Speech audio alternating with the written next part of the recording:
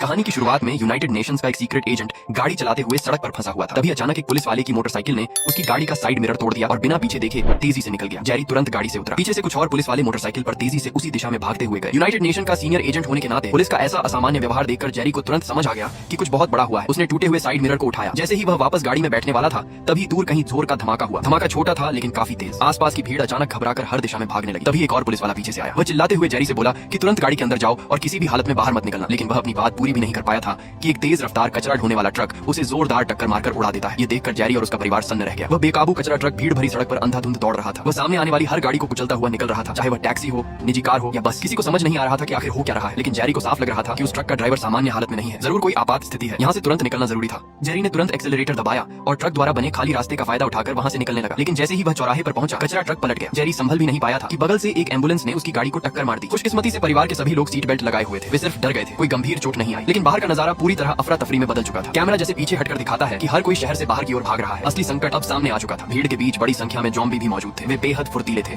और भागते हुए इंसानों का पीछा करके उन्हें मार रहे थे। जेरी और उसका परिवार अभी तक पूरी तरह समझ नहीं पाए थे कि हो क्या रहा है। जेरी ने जल्दी से पिछली सीट से अपनी छोटी बेटी को उठाया और चारों तरफ नजर दौड़ाई। सड़क पर लोग जान बचाने के लिए इधर उधर भाग रहे थे। कुछ लोगों के व्यवहार से साफ लग रहा था कि वे किसी चीज से बच रहे हैं। जेरी ने ज्यादा सोचे बिना पत्नी और बेटियों को वहाँ से निकालना शुरू किया। उसी समय उसने देखा कि एक महिला पागलों की तरह एक कार पर कूद गई। उसने सिर मारकर विंडशील्ड तोड़ दी, ड्राइवर को बाहर खींचा और उसे बेरहमी से काटने लगी। चीखों की आवाज गूंज उठी। यह देखकर जेरी का शरीर सिहर उठा। उसे समझ आ गया कि ये सब खून के प्यासे ज़ॉम्बी हैं। जेरी ने बिना देर किए परिवार को सामने खड़ी एक मोटर होम की तरफ दौड़ाया। भागते समय उसकी छोटी बेटी का खिलौना गिर गया। जेरी ने तुरंत उसे उठा लिया। पहले हुई टक्कर के कारण खिलौना अचानक आवाज करने लगा। जेरी भागते हुए पीछे मुड़कर देख रहा था। जिसे अभी अभी काटा गया था वह जमीन पर गिरकर जोर जोर से कांप रहा था। जेरी ने पहली बार अपनी आंखों से देखा कि एक सामान्य इंसान काटे जाने के बाद कैसे पूरी तरह बदल जाता है। उसने समय गिना। सिर्फ 12 सेकंड में वह व्यक्ति पूरी तरह चेतना खो बैठा और संक्रमित हो गया। संक्रमण की रफ्तार चौंकाने वाली थी। जेरी को तुरंत समझ आ गया कि इतनी भीड़ वाली सड़क पर हालात कितने भयानक हो सकते हैं। वह जल्दी से मोटर होम में घुसा और गाड़ी स्टार्ट करने ही वाला था कि कुछ ज़ॉम्बी सामने आ गए। लेकिन उसकी पत्नी ने तुरंत एक ज़ॉम्बी को जोरदार लात मारकर हटाया। जेरी ने स्टीयरिंग घुमाकर एक और ज़ॉम्बी को हटाया और किसी तरह वहां से निकलने में कामयाब हुआ। वे शहर से बाहर की ओर तेजी से भागने लगे। पीछे ज़ॉम्बियों का झुंड उनका पीछा कर रहा था। जिन लोगों को काटा जा रहा था वे तुरंत संक्रमित हो रहे थे और ज़ॉम्बियों की संख्या तेजी से बढ़ती जा रही थी। सेना की रक्षा रेखा टूट चुकी थी। जेरी गाड़ी दौड़ाता हुआ शहर से दूर सुनसान इलाके में पहुंचा। वहां जाकर परिवार को थोड़ी राहत मिली। आसमान में लड़ाकू विमान पीछे हटते हुए दिखाई दे रहे थे। इसका मतलब था कि शहर पूरी तरह नियंत्रण से बाहर हो चुका है। तनाव और डर के कारण उसकी बड़ी बेटी को अस्थमा का दौरा पड़ गया। उसकी पत्नी दवा लाना भूल गई थी। मजबूरी में जेरी को गाड़ी रोकनी पड़ी। इसी दौरान जेरी का फोन बजा। यह संयुक्त राष्ट्र के उप महासचिव का फोन था। उसने बताया कि ज़ॉम्बी संक्रमण पूरी दुनिया में फैल चुका है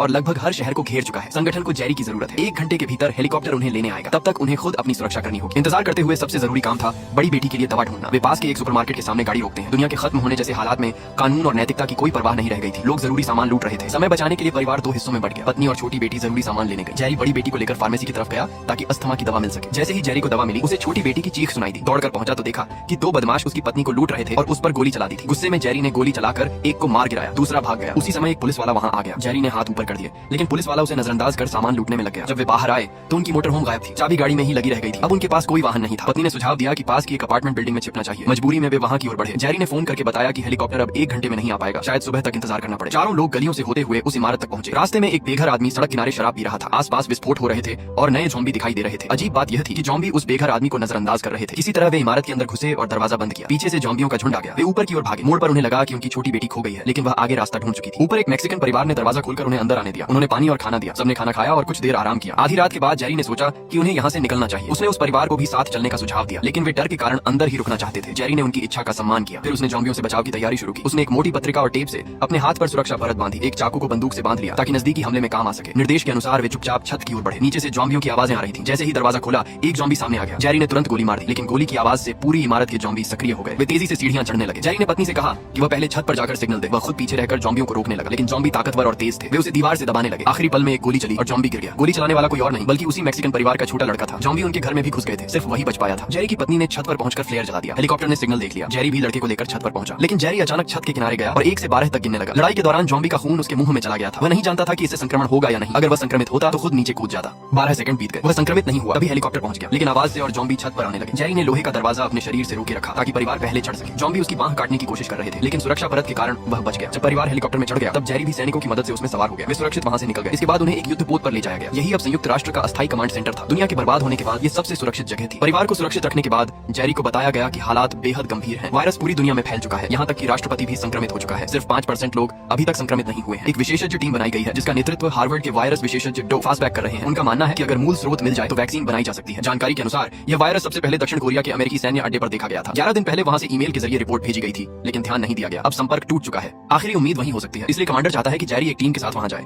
जेरी पहले मना कर देता है क्योंकि वह परिवार को छोड़ना नहीं चाहता, लेकिन कमांडर साफ कह देता है कि यहाँ हर व्यक्ति को योगदान देना होगा। अगर वह नहीं गया तो उसके परिवार को जहाज से उतार दिया जाएगा। परिवार की सुरक्षा के लिए जेरी के पास कोई विकल्प नहीं बचता। वह मिशन स्वीकार कर लेता है। पत्नी को सैटेलाइट फोन देकर कहता है कि जब तक संपर्क बना रहे सब ठीक है। फिर वह दक्षिण कोरिया के लिए रवाना हो जाता है। डॉक्टर को भरोसा है कि वायरस के पीछे जरूर कुछ सुराग होगा। अगर स्रोत मिल गया तो समाधान भी मिल जाएगा। ये सुनकर जेरी को उम्मीद की एक किरण दिखाई देती है। शायद यह मिशन सफल हो सकता है। सीन कट होता है और हमें अलग ही लेवल के ज़ॉम्बीज दिखाए जाते हैं। 100 मीटर ऊंची दीवार को उन्होंने बस एक दूसरे के ऊपर चढ़कर ऐसे पार कर लिया जैसे वो कोई छोटी सी बाढ़ हो। रास्ते में एक बड़ी बस खड़ी थी जो उनका रास्ता रोक रही थी। उन्होंने बिना एक पल सोचे उसे सीधे उठाकर पलट दिया। हथियारबंद हेलीकॉप्टर ऊपर से पागलों की तरह गोलियां बरसा रहा था, लेकिन कुछ ही पलों में हेलीकॉप्टर पर ज़ॉम्बी लटक गए। आखिर में हेलीकॉप्टर इंसानों समेत सीधे नीचे गिर गया। उस समय पूरी दुनिया में ज़ॉम्बी वायरस का बड़ा विस्फोट हो चुका था। दुनिया को खत्म होने से रोकने के लिए जेरी को मजबूरी में एक मिशन दिया गया। उसे हार्वर्ड से आए एक वायरस विशेषज्ञ डॉक्टर की सुरक्षा करनी थी और वायरस के असली स्रोत तक जाकर इस संकट को खत्म करने का तरीका ढूंढना था। लेकिन जैसे ही उनका विमान जमीन पर उतरा, ज़ॉम्बियों की भीड़ पागलों की तरह उनकी तरफ दौड़ पड़ी। जो डॉक्टर अभी कुछ देर पहले विमान में हंसते बोलते जा रहे थे, उन्होंने ऐसा मंजर कभी नहीं देखा था। असली ज़ॉम्बी को सामने देखकर वो पूरी तरह सुन्न हो गए। वो पलटकर वापस विमान की तरफ भागे, लेकिन अचानक उनका पैर फिसल गया। गिरते समय उनके हाथ से ट्रिगर दब गया। वो जमीन पर गिरे, खुद ही अपने सिर को पकड़ दिया और बेहद अजीब तरीके से वहीं मारे गए। उनकी इस अजीब हरकत ने वहां मौजूद लोगों और ज़ॉम्बियों दोनों को एक पल के लिए हैरान कर दिया। अच्छी बात यह थी कि आसपास तैनात अमेरिकी सैनिकों ने हलचल की आवाज सुन ली और तुरंत मदद के लिए पहुंच गए। जेरी वहां रुकने की हिम्मत नहीं कर सका। उसे डॉक्टर को वहीं छोड़ना पड़ा और सेना के साथ आगे बढ़ना पड़ा। वे लोग लगातार गोली चलाते हुए किसी तरह घेरा तोड़कर बाहर निकले। सुरक्षित बेस पर पहुंचने के बाद जेरी ने सबको बताया कि जो आदमी अभी खुद को गोली मार बैठा वही उनका वायरस विशेषज्ञ था। ये सुनकर तैनात कमांडर का चेहरा एकदम खाली हो गया। इंसानियत की आखिरी उम्मीद ऐसे ही खत्म हो गई थी, लेकिन डॉक्टर मर चुका था। फिर भी मिशन को जारी रखना ही था। कमांडर ने जेरी को बताया कि ये ज़ॉम्बी आवाज के प्रति बेहद संवेदनशील है। शरीर पर गोली मारने से सिर्फ उनकी रफ्तार कम होती है, सिर पर गोली मारने से या आग से ही उन्हें पूरी तरह खत्म किया जा सकता है। जेरी वायरस की असली शुरुआत जानना चाहता था। कमांडर उसे एक ऐसे घर में ले गया जो पूरी तरह जल चुका था। उसने कहा कि बिस्तर पर जो जला हुआ ढांचा है वो कोरिया का पहला संक्रमित व्यक्ति था। उसके बगल में जो अवशेष है वो उस कर्नल के हैं जिसे काटा गया था और वो भी संक्रमित हो गया था। अब उसके शरीर से सिर्फ 2 उंगलियां बची थी जो कभी कभी हल्की सी हिलती थी। जहां तक उसे काटने वाले की बात है, वो बेस का सैन्य डॉक्टर था। वो डॉक्टर फ्रंटलाइन से वापस लौटा था और उसे एक रहस्यमयी तरीके से मरे कोरियाई सैनिक की जांच के लिए भेजा गया था। कहा जाता है कि वो सैनिक एक हफ्ते पहले लापता हो गया था। जब डॉक्टर उसकी मौत की वजह देख रहा था, तभी वो सैनिक अचानक हरकत करने लगा। उसकी आंखें सफेद हो गई और उसने सीधे डॉक्टर को काट लिया। डॉक्टर घायल होकर अमेरिकी बेस वापस आया। उसके बाद उसने बेस में लोगों को काटना शुरू कर दिया। कई गार्ड संक्रमित हो गए। आखिरकार उसे जबरदस्ती हथकड़ी लगाई गई, लेकिन हालात काबू में नहीं आए। मजबूरी में तैनात सैनिकों ने पूरे वार्ड को आग लगा दी और वहां मौजूद सभी लोगों को जला दिया। इससे ये साबित होता है कि डॉक्टर 12 सेकंड में नहीं बदला था, बल्कि काफी समय तक सामान्य रहा। जहां तक उस पहले सैनिक की बात है, वो वायरस से कैसे संक्रमित हुआ ये किसी को नहीं पता। कोई नहीं जानता वो कहां से आया था, किसके संपर्क में था। उसके और डॉक्टर से जुड़े सारे रिकॉर्ड भी आग में जलकर खत्म हो गए। अब जांच आगे बढ़ाना लगभग नामुमकिन था, लेकिन एक अजीब बात थी। उस समय एक लंगड़ा सैनिक ज़ॉम्बियों के बीच खड़ा था। उसके आसपास 7-8 ज़ॉम्बी थे, लेकिन किसी ने उसे काटा नहीं। सभी ने जैसे उसे नजरअंदाज कर दिया। उस वक्त सबने मजाक में कहा कि उसकी किस्मत बहुत अच्छी है, लेकिन जेरी इस बात पर गंभीरता से सोच रहा था। उसी समय उसने पास में बड़बड़ाते एक कैदी को देखा जिसे शायद कुछ पता था। पूछताछ करने पर पता चला कि वो पहले CIA का सीनियर एजेंट था। हाल ही में उसे उत्तर कोरिया को हथियार तस्करी करने के आरोप में पकड़ा गया था। वो थोड़ा सन की लग रहा था, लेकिन जेरी को लगा कि उसे कुछ अहम बातें पता है। बातचीत के दौरान जेरी को कुछ जरूरी जानकारी मिली। पहले जेरी ने पूछा था कि इस बेस में संक्रमण फैलने में कितना समय लगा। जवाब मिला था 6 से 10 मिनट। उस आदमी ने बीच में कहा कि डेविड को 10 मिनट लगे थे। डेविड शायद वही सैनिक था जिसे सैन्य डॉक्टर ने काटा था। दूसरी जानकारी और भी चौंकाने वाली थी। उत्तर कोरिया इस आपदा से बच गया था। बताया गया कि ज़ॉम्बी संकट शुरू होते ही उत्तर कोरिया ने सिर्फ 24 घंटे के अंदर 2 करोड़ 30 लाख लोगों के दांत उखाड़ दिए, ताकि अगर कोई संक्रमित हो भी जाए तो किसी को काटकर वायरस न फैला सके। उस आदमी ने आगे बताया कि जिस वजह से वो ये सब जानता है क्योंकि उसे कम से कम 11 दिन से कैद में रखा गया है। उसने सैन्य डॉक्टर वाली घटना खुद अपनी आंखों से देखी थी। इसका मतलब ये है कि उसे पहले से ही हालात का अंदाजा था। अगर उन 11 दिनों में कोरियाई सैनिक के एक हफ्ते तक गायब रहने का समय जोड़ दें तो कुल मिलाकर 18 दिन बनते हैं। यानी कम से कम 18 दिन पहले ही कुछ लोगों को ज़ॉम्बी समस्या के बारे में पता चल चुका था। उसने एक और अहम बात बताई। पूरी दुनिया में अब सिर्फ एक देश मजबूती से खड़ा है, इजराइल। ज़ॉम्बियों के इंसानों पर हमला शुरू करने से एक हफ्ता पहले ही इजराइल ने अचानक पूरे देश को सील कर दिया था। उन्होंने देश के चारों तरफ 100 मीटर ऊंची दीवार बना दी थी जिससे ज़ॉम्बी अंदर न आ सके। ठीक इसी कदम ने उन्हें बड़े स्तर पर फैलने वाले संक्रमण से बचा लिया। मतलब साफ था, उन्हें पहले से अंदाजा था कि वायरस फैलने वाला है, तभी उन्होंने पहले ही इतनी बड़ी तैयारी कर ली। लेकिन इतनी बड़ी दीवार बनाना कोई छोटा काम नहीं था। इसे बनाने में कितना समय लगा ये किसी को नहीं पता। और सबसे बड़ी बात, इतनी बड़ी कार्रवाई के बारे में पश्चिमी देशों को कुछ पता क्यों नहीं चला। उस आदमी ने जेरी से कहा, अगर सच जानना है तो इजराइल की राजधानी जाकर यूरिगन नाम के आदमी को ढूंढो, चाहे ये जानकारी सच हो या झूठ। जेरी को वहां जाना ही था। जेरी ने निकलने से पहले अपनी पत्नी को फोन किया, लेकिन सिग्नल ठीक नहीं था। कॉल कुछ सेकंड बाद ही कट गई। फिर उसने यरूशलेम जाने का फैसला किया, लेकिन उड़ान भरने से पहले उन्हें एक और बेहद खतरनाक काम करना था, विमान में ईंधन भरना। इसके लिए पूरे बेस को एक्टिव करना पड़ा। सैनिकों को 2 टीमों में बांटा गया। एक टीम एयरपोर्ट के आसपास अलग अलग जगहों पर कवर देगी और दूसरी टीम फ्यूल टैंकर ढूंढने जाएगी। शोर कम रखने के लिए जेरी 2 सैनिकों की सुरक्षा में साइकिल से विमान की ओर बढ़ा। सब लोग पूरी तैयारी के साथ बेहद सावधानी से बिना आवाज किए आगे बढ़ रहे थे। तभी अचानक जेरी की पत्नी ने उसे कॉल कर दिया। फोन की घंटी बजते ही आसपास के ज़ॉम्बी उग्र हो गए। पहले से तैयार सैनिकों ने तुरंत गोली चलाकर कवर दिया। जेरी घबराकर कॉल काट ही रहा था कि आसपास के सारे ज़ॉम्बी पूरी तरह जाग चुके थे और उनकी तरफ तेजी से बढ़ रहे थे। इसी बीच कमांडर फ्यूल टैंकर लेकर पहुंच गया। उसने सीधे ज़ॉम्बियों की भीड़ के बीच गाड़ी घुसा दी और रास्ता बनाते हुए विमान तक पहुंच गया। सैनिक एक तरफ ईंधन भर रहे थे और दूसरी तरफ लगातार ज़ॉम्बियों से लड़ रहे थे। स्नाइपर भी कवर दे रहे थे। काफी संघर्ष संघर्ष के बाद वे लोग किसी तरह विमान के करीब पहुंच गए, लेकिन सबसे पीछे रह गया जेरी। अचानक एक जॉम्बी ने उसे गिरा दिया। वो उसे काटने ही वाला था कि कमांडर ने गोली चलाकर उसे बचा लिया, लेकिन उसी समय कमांडर का ध्यान भटक गया और एक जॉम्बी ने उसकी जांघ में काट लिया। जेरी ये देखकर अंदर से टूट गया। उसे गहरा अफसोस हुआ, लेकिन अब कुछ भी बदलना संभव नहीं था। जेरी हेलीकॉप्टर पर चढ़ गया। विमान में ईंधन भर चुका था, बस पाइप हटाना बाकी था। एक सैनिक ने खुद को बलिदान करने का फैसला किया और पाइप निकालने चला गया। जेरी तेजी से कॉकपिट में घुसा, जॉम्बियों को बाहर रोकते हुए पायलट की मदद की ताकि उड़ान भरी जा सके। जो सैनिक उनकी रक्षा कर रहे थे वे सभी एक एक करके मारे गए। उन्होंने अपनी जान देकर जेरी को एक अनजान उम्मीद दी। विमान रात की बारिश में उड़ गया। सब कुछ शांत हुआ तो जेरी ने तुरंत पत्नी को फोन करके बताया कि वो सुरक्षित है, लेकिन कुछ ही शब्द बोले थे कि दूर कहीं अचानक परमाणु विस्फोट हुआ। धमाका इतना बड़ा था कि उसकी गूंज हजारों मीटर ऊंचाई तक महसूस हुई। झटके की वजह से विमान नियंत्रण खो बैठा, लेकिन पायलट ने समय रहते उसे संभाल लिया। दोनों किसी तरह बच निकले, लेकिन जेरी खुश नहीं था। रणनीतिक हथियार का इस्तेमाल इस बात का संकेत था कि इंसान अब आखिरी मोर्चे पर पहुंच चुके हैं। एक रात के बाद विमान यरूशलेम के ऊपर पहुंच गया। हवाई यातायात सामान्य तरीके से संचालित हो रहा था। पूरा एयरपोर्ट व्यवस्थित था। विमान सुरक्षित उतरा, लेकिन समय बहुत कम था। आराम का मौका नहीं था। जेरी ने पायलट से कहा कि वो तैयार रहे, जरूरत पड़ने पर तुरंत निकलना होगा। फिर वह स्थानीय नेतृत्व से मिलने गया। एक महिला सैनिक उसे लेकर गई। संयुक्त राष्ट्र के जांच अधिकारी के रूप में जेरी को इजराइल के एक उच्च अधिकारी से मिलने का मौका मिला। वही थे यूरीगन। जेरी जानना चाहता था कि उन्होंने वायरस फैलने की भविष्यवाणी कैसे की। यूरीगन ने बताया कि उन्हें भविष्य देखने की कोई शक्ति नहीं थी। असल में उनकी खुफिया एजेंसी ने भारत के एक जनरल की बातचीत को इंटरसेप्ट किया था। उस बातचीत में कहा गया था कि वे जॉम्बियों से लड़ रहे हैं। शुरुआत में किसी ने इस पर विश्वास नहीं किया, लेकिन उनके यहाँ एक सिद्धांत था, अगर 9 लोग एक ही राय रखते हैं तो 10वें का कर्तव्य है कि वो विरोध में सबूत ढूंढे। यूरीगन वही 10वां व्यक्ति था। वो खुद भी शुरू में यकीन नहीं करता था, लेकिन जब बाकी सब इसे बकवास मान रहे थे तो उसने जिम्मेदारी के तहत जांच शुरू की। जांच में उसे कई रिपोर्ट्स मिली। काले अंगों का अवैध व्यापार, एशिया में अजीब घटनाओं की खबरें और अलग अलग जगहों पर जॉम्बी संक्रमण की सूचनाएं। इससे साफ था कि भारत पहले से जॉम्बियों से लड़ रहा था। हो सकता है पहला मरीज वहीं से आया हो, या फिर अवैध अंग व्यापार की वजह से संक्रमण फैला हो। असली स्रोत क्या था इस पर कोई पक्की जानकारी नहीं थी, लेकिन एशिया को शुरुआती केंद्र मानने की संभावना बहुत ज्यादा थी। जब बाकी लोग जॉम्बियों के अस्तित्व पर शक कर रहे थे, यूरीगन ने खतरे को सच माना और पहले से ऊंची दीवार बनवा दी। अब पूरी दुनिया में सिर्फ इजराइल सुरक्षित था। दीवार के अंदर सिर्फ इजरायली नागरिक ही नहीं बल्कि दूसरे देशों से आए शरणार्थी भी रह रहे थे। यूरीगन का मानना था कि जितने ज्यादा इंसान बचेंगे उतने कम जॉम्बी बनेंगे। दीवार के बाहर हथियारबंद हेलीकॉप्टर 24 घंटे गश्त कर रहे थे। वे जॉम्बियों की हर हरकत पर नजर रख रहे थे और बाहर से आने वाले शरणार्थियों को सुरक्षित अंदर ला रहे थे। लेकिन तब कुछ ऐसा हुआ जिसने सब कुछ बदल दिया। इस तबाही भरी दुनिया में बचे हुए लोग बहुत कम रह गए थे। दीवार के अंदर पहुंचने वाले शरणार्थी इतने खुश थे कि कुछ लोग तो जमीन पर घुटनों के बल बैठकर आसमान का शुक्रिया अदा कर रहे थे। 2 लड़कियां खुद को रोक नहीं पाई। उन्होंने एक माइक्रोफोन उठाया और सबको साथ में गाना गाने के लिए कहा, जैसे वे इस नई जिंदगी का जश्न मना रहे हों। लेकिन स्पीकर से निकलने वाली आवाज बिजली के करंट के जरिए दीवार के बाहर तक पहुंच गई। उस तेज आवाज ने बाहर मौजूद जॉम्बियों को और ज्यादा उकसा दिया। जॉम्बी आवाज के लिए बेहद संवेदनशील थे। जैसे ही उन्हें ये शोर सुनाई दिया, वे सब एक ही जगह इकट्ठा होने लगे। फिर उन्होंने अपनी आदत के मुताबिक एक दूसरे पर चढ़ना शुरू कर दिया। वे खुद को इंसानी सीढ़ी की तरह जोड़कर ऊपर चढ़ने लगे। दीवार के अंदर मौजूद लोगों को जरा भी अंदाजा नहीं था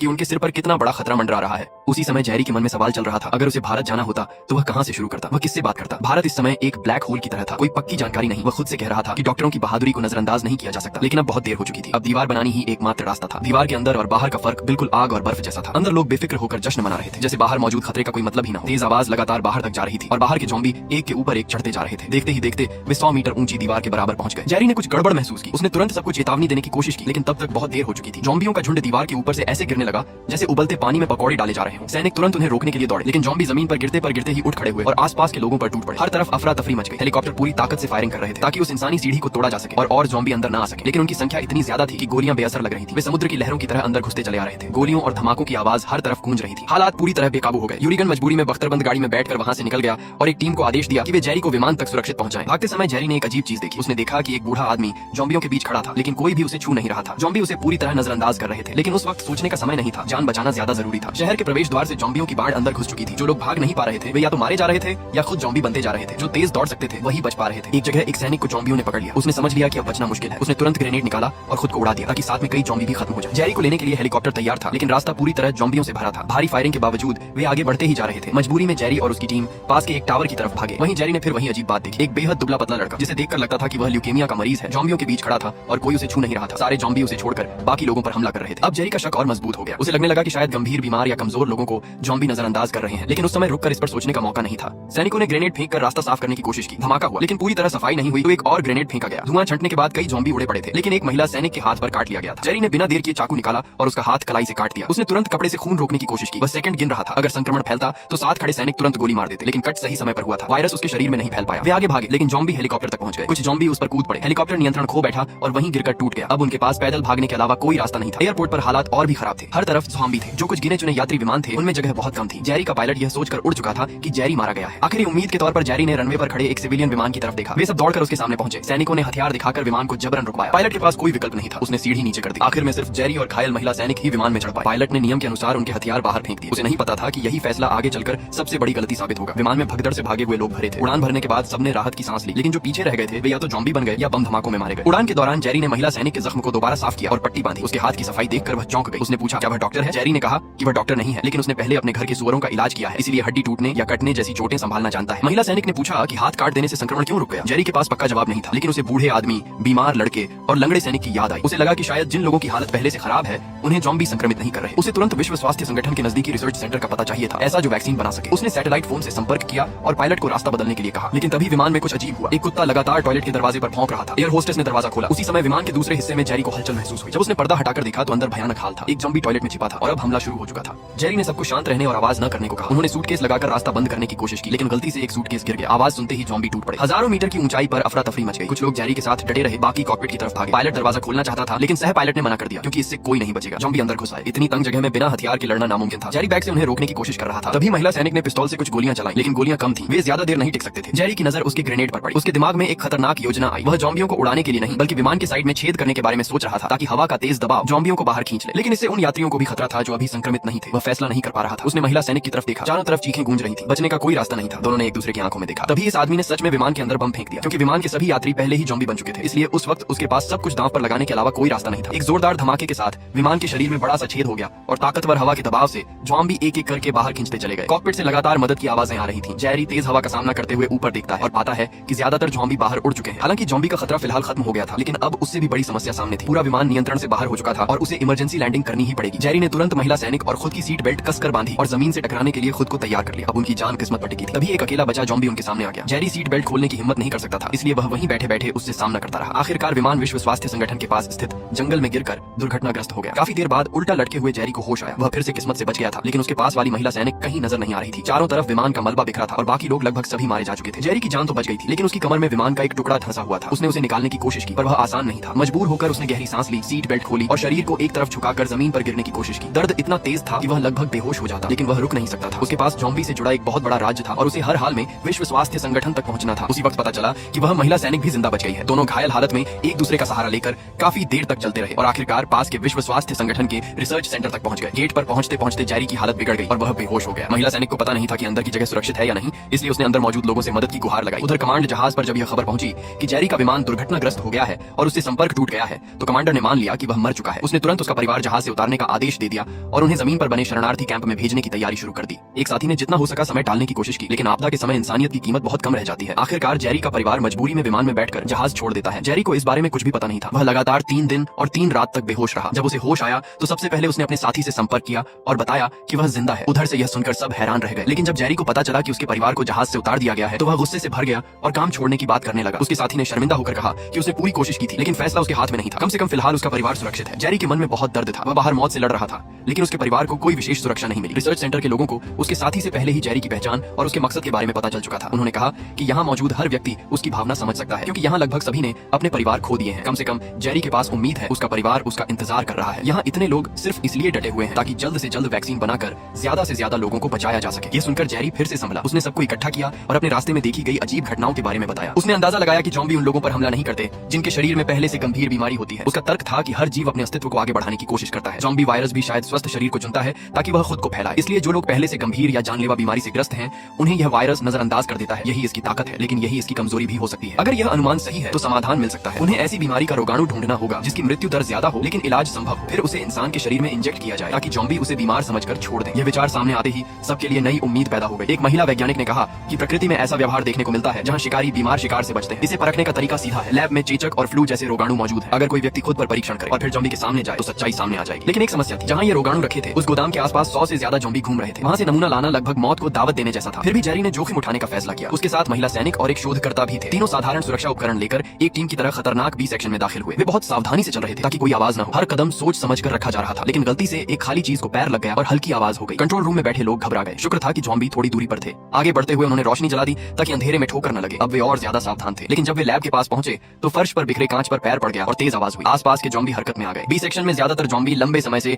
बिना किसी शोर के सुस्त हालत में थे, इसलिए उनकी चाल धीमी थी। एक कमरे में एक ज़ॉम्बी गोल गोल घूम रहा था। जैसे ही वह दूसरी दिशा में मुड़ा, महिला सैनिक नीचे झुककर आगे बढ़ी और बाकी दोनों उसके पीछे पीछे निकल गए। लेकिन कुछ कदम बाद सामने एक और ज़ॉम्बी आ गया। टकराव से बचने के लिए उन्होंने दरवाजा खोलकर गलियारे से निकलने की सोची। दरवाजा खोलते समय आवाज हो गई और आसपास के ज़ॉम्बी गरजने लगे। वे धीरे धीरे दरवाजा खोलते रहे, लेकिन इस शोर से लगभग सभी ज़ॉम्बी जाग गए और उनकी तरफ बढ़ने लगे। जेरी ने कुल्हाड़ी फंसाकर दरवाजे को संभाला ताकि वह दोबारा आवाज न करे। किसी तरह वे बेसमेंट तक पहुंच गए, लेकिन घबराहट में शोधकर्ता से एक अलमारी टकरा गई और आवाज से एक महिला ज़ॉम्बी उनकी तरफ आ गई। मजबूर होकर महिला सैनिक ने उसे गोली मार दी। गोली की आवाज से और ज़ॉम्बी आकर्षित हो गए। इस स्थिति से निकलने के लिए जेरी ने योजना बनाई। वह खुद शोर मचाकर सभी ज़ॉम्बियों को अपनी तरफ खींचेगा ताकि बाकी दोनों रोगाणु ले सकें। सभी ज़ॉम्बी उसके पीछे भागने लगे। उसने कमरे की बनावट का फायदा उठाकर कई ज़ॉम्बियों को चकमा दिया, लेकिन कुछ उसका पीछा करते रहे। उसने पूरी ताकत लगाकर उन्हें गिरा दिया। उसी समय उसकी चोट का दर्द तेज हो गया। इतने में एक और ज़ॉम्बी सामने आ गया और उसका औजार भी फंस गया। हालात बेहद नाजुक थे। उधर महिला सैनिक और शोधकर्ता की स्थिति भी आसान नहीं थी। गोदाम के बाहर ज़ॉम्बियों की संख्या और भी ज्यादा थी। जैसे ही कुछ ज़ॉम्बी उनकी तरफ बढ़े, दोनों बिना कुछ कहे मुड़कर दौड़ पड़े। उनके कदमों की आवाज से और ज़ॉम्बी सतर्क हो गए। रास्ता बनाने के लिए महिला सैनिक ने लगातार गोलियां चलाई और शोधकर्ता उसके पीछे पीछे भागता रहा, लेकिन ज़ॉम्बियों की संख्या बढ़ती जा रही थी, इसलिए उन्हें मजबूर होकर वापस उसी रास्ते लौटना पड़ा। कंट्रोल रूम में बैठे लोग स्क्रीन पर यह सब देखकर घबरा गए। कई लोगों ने कहा कि अब उन्हें बचाना मुश्किल है। फिर भी आखिरी पल में फैसला लिया गया कि रास्ते का दरवाजा पहले से खोल दिया जाए। किस्मत से दोनों सही सलामत सुरक्षित क्षेत्र में लौट आए। अब सबकी उम्मीद सिर्फ जेरी पर टिकी थी। अच्छी बात यह थी कि गोदाम के पास के काफी ज़ॉम्बी उनके पीछे भाग गए थे। इधर जेरी आखिरकार बी सेक्शन के वायर्स स्टोरेज रूम तक पहुंच गया। अंदर घुस तो गया, लेकिन आई सेक्शन से संपर्क नहीं हो पा रहा था, इसलिए उसे पता नहीं था कि कौन सी दवा सही रोगाणु है। अगर गलत चुन लेता तो सारी मेहनत बेकार हो जाती। काफी सोचने के बाद उसने एक लोहे का डिब्बा लिया और जो दवाएं उसे सही लगी सब उसमें भर ली। तभी बाहर अचानक एक ज़ॉम्बी आकर दरवाजे के सामने खड़ा हो गया। हथियार बाहर रह गए थे और अब वह कांच के दरवाजे के उस पार खड़ा उसे देख रहा था। दोनों कुछ पल तक एक दूसरे को देखते रहे। यह लैब बहुत ठंडी थी क्योंकि यहाँ रोगाणु सुरक्षित रखे जाते थे। अगर ज्यादा देर रुकता तो ठंड से ही मर सकता था। अब जेरी के पास एक ही रास्ता बचा था। उसने खुद को ही प्रयोग का विषय बनाने का फैसला किया। दराज से एक इंजेक्शन निकाला और तय किया कि खुद को कोई रोगाणु लगाएगा। इसमें कई खतरे थे। उसे नहीं पता था कौन सा वायरस असर करेगा। अगर गलत चुन लिया तो वह खुद मर सकता था। अगर सही भी चुना तो क्या वाकई ज़ॉम्बी उसे छोड़ देंगे, इसका भी भरोसा नहीं था। लेकिन अब उसके पास कोई और विकल्प नहीं था। उसने एक शीशी उठाई और खुद को इंजेक्शन लगा लिया। फिर कैमरे की तरफ देखकर एक छोटा सा संदेश लिख दिया कि उसके परिवार से कह दिया जाए कि वह उनसे प्यार करता है। इसके बाद वह शांत होकर इंतजार करने लगा। कुछ देर बाद बाहर खड़ा ज़ॉम्बी दरवाजा पीटने लगा। जेरी ने गहरी सांस ली, लोहे का डिब्बा उठाया और दरवाजा खोल दिया। ज़ॉम्बी उसके सामने आया, उसे सूंघा लेकिन हमला नहीं किया। फिर धीरे से मुड़ गया। ये साफ था कि उसका अनुमान सही था। बीमार शरीर को ज़ॉम्बी नजरअंदाज कर रहे थे। जेरी बाकी दवाएं लेकर आराम से बाहर निकला। कंट्रोल रूम में बैठे लोग यह देखकर हैरान रह गए। इसका मतलब था कि अब उनके पास ज़ॉम्बियों से बचने का तरीका मिल चुका है। लेकिन जेरी तुरंत भागा नहीं। वह एक वेंडिंग मशीन के पास रुका, एक सोडा कैन निकाली और आराम से पी। फिर उसने जानबूझकर आवाज की ताकि गलियारे में मौजूद ज़ॉम्बी उसकी तरफ आए। वे तेजी से उसकी ओर बढ़े, लेकिन उसके पास पहुंचकर बिना छुए निकल गए। अब जेरी बिना डरे सीधा चलता हुआ आई सेक्शन तक पहुंच गया और बाकी लोगों से मिला। जांच करने पर पता चला कि उसने जो रोगाणु लगाया था वह इलाज योग्य था। उसके चेहरे पर जो लाल चकत्ते थे उनसे अंदाजा लगा कि उसने खुद को चेचक के रोगाणु से संक्रमित किया था। मिशन सफल हो चुका था। बाद में जेरी शरणार्थी कैंप में अपने परिवार से मिल पाया। विश्व स्वास्थ्य संगठन ने उसके अनुभव के आधार पर एक नई वैक्सीन तैयार की जो इंसान को ज़ॉम्बियों की नजर में बीमार दिखाती थी। बड़े पैमाने पर इसका उत्पादन कर दुनिया भर में भेजा गया ताकि बचे हुए लोग सुरक्षित रह सकें। ये पूरी तरह इलाज नहीं था, लेकिन इससे इंसानों को समय मिल गया। अब वे ज़ॉम्बियों के बीच से गुजर सकते थे और जवाबी कार्रवाई भी शुरू कर सकते थे। हालांकि वायरस का असली स्रोत अब भी नहीं मिला था। जब तक उसका पता नहीं चलेगा खतरा पूरी तरह खत्म नहीं होगा। इसलिए इंसानों की लड़ाई अभी जारी है।